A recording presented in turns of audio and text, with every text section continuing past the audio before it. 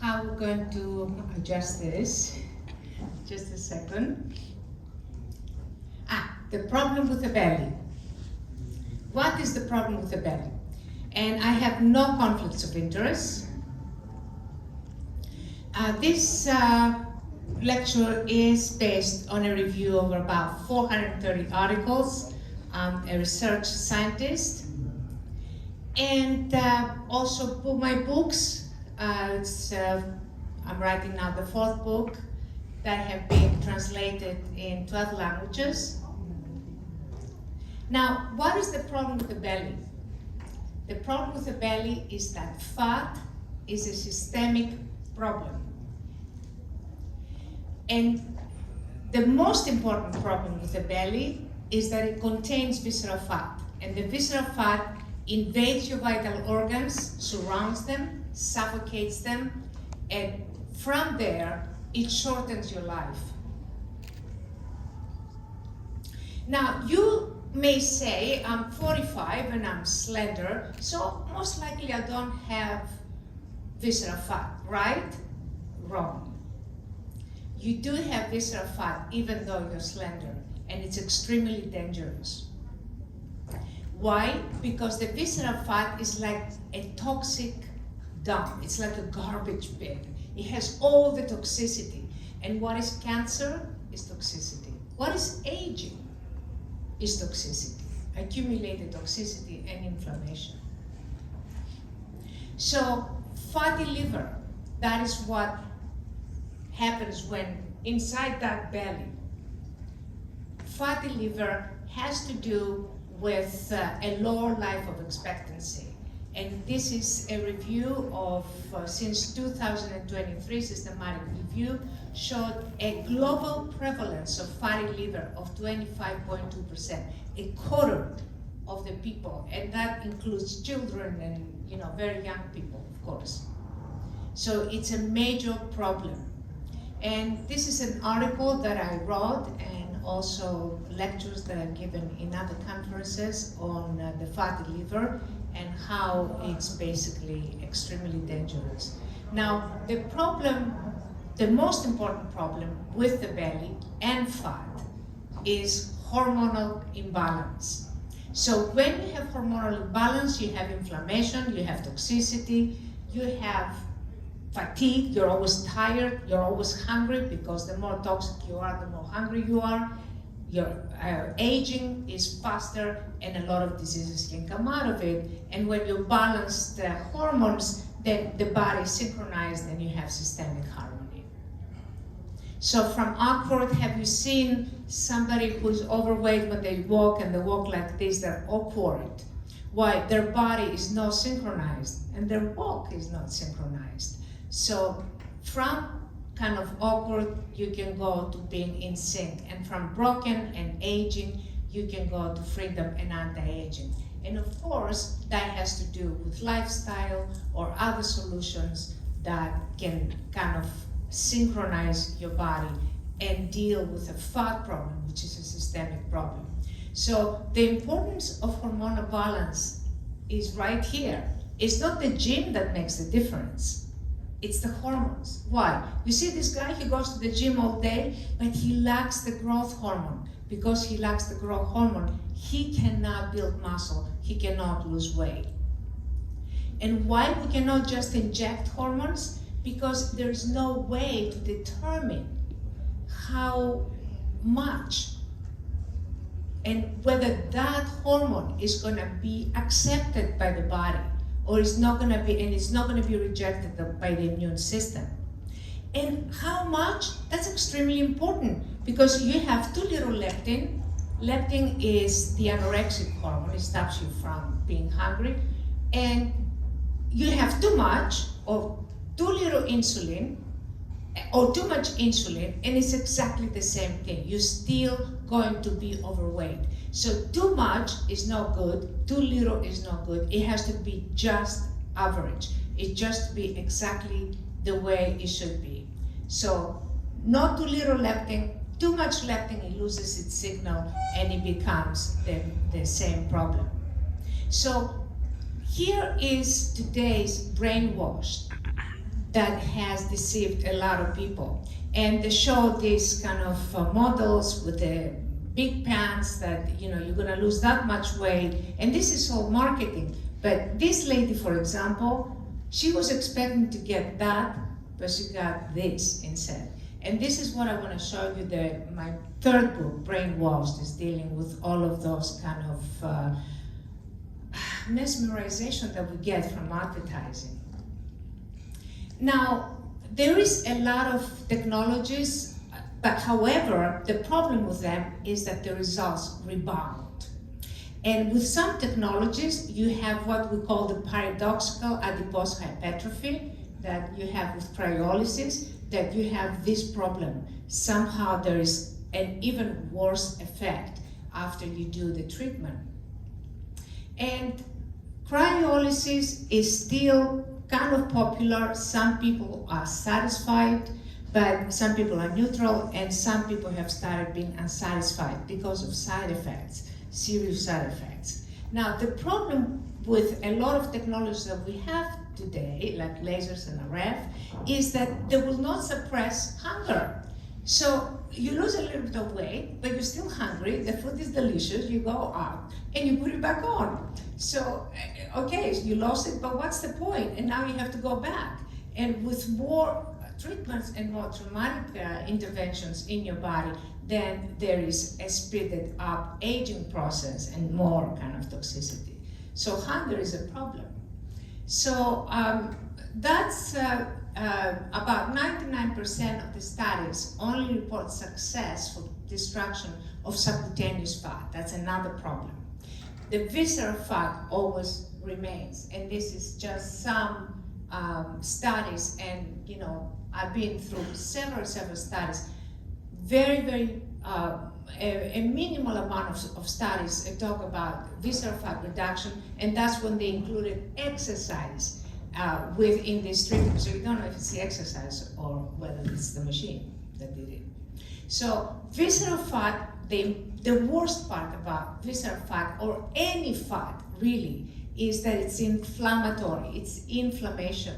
And as you can see, I don't want to go through all of these hypoxia processes that the fat creates in the body, but it's extremely damaging.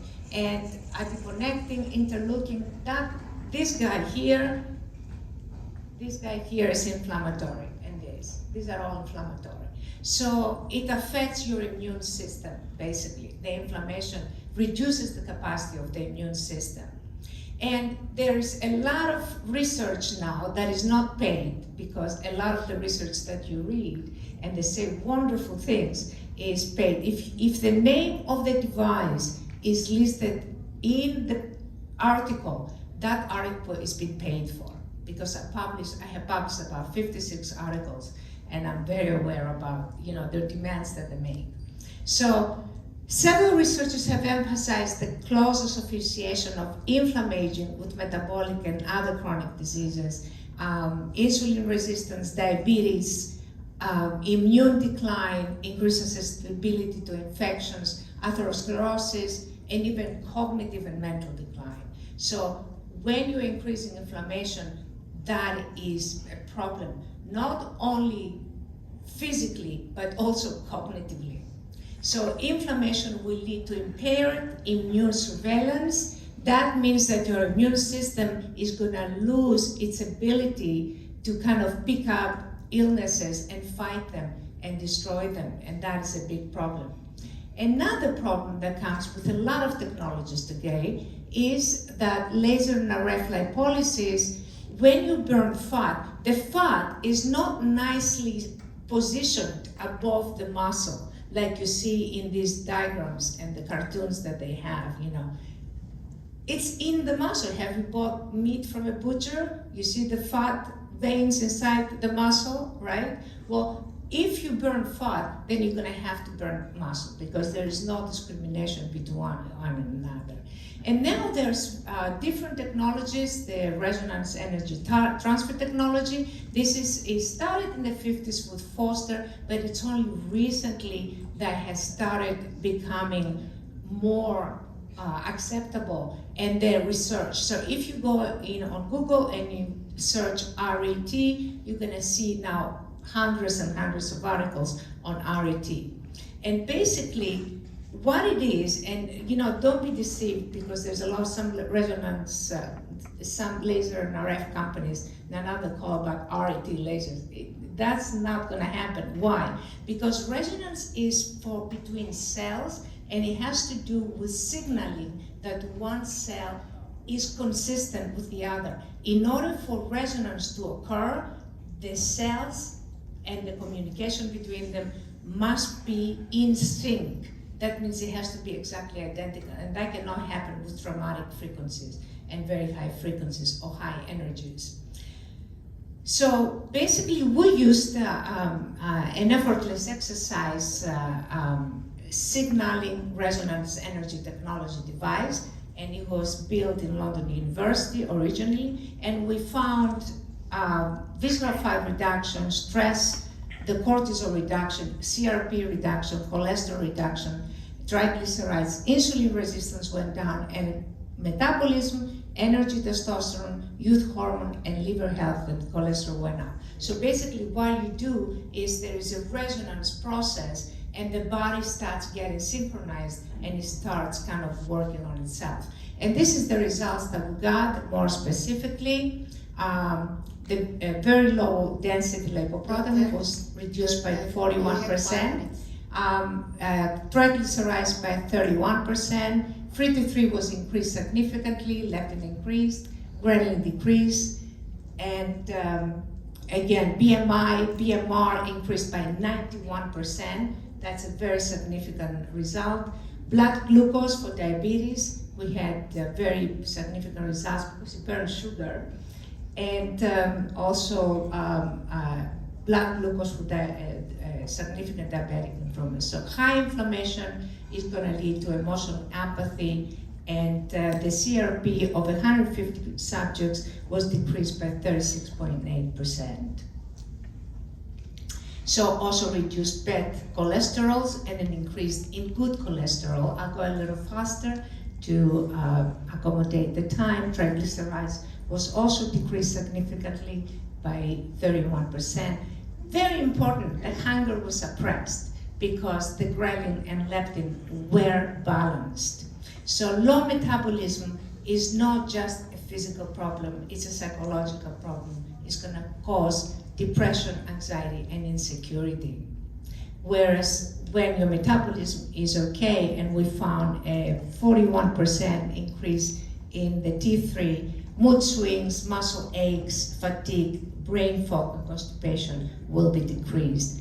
Also, low testosterone is going to be a big problem, and our results on testosterone on 1,290 subjects were significantly increased on muscle mass, and also the testosterone was increased by 51%, 52%.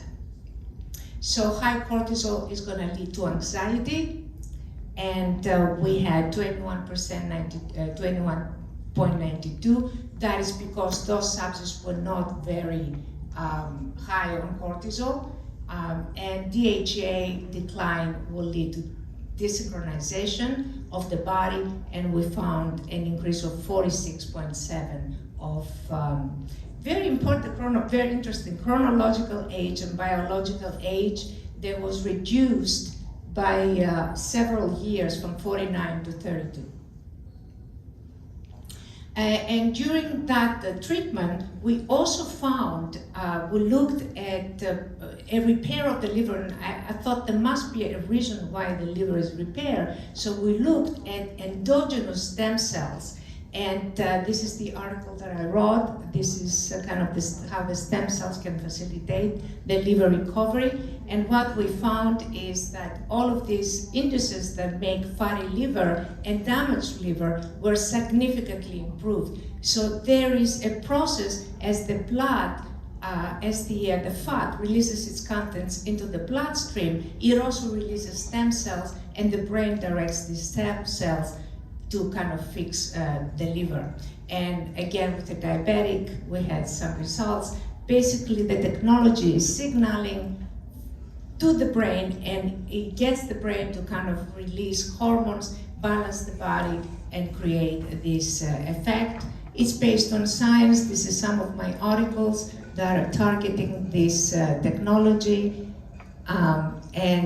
With this, I would like to thank you very much for listening to this lecture. Thank you. Thank you, Doctor, for the interesting topic. And next, we called another doctor, beautiful doctor.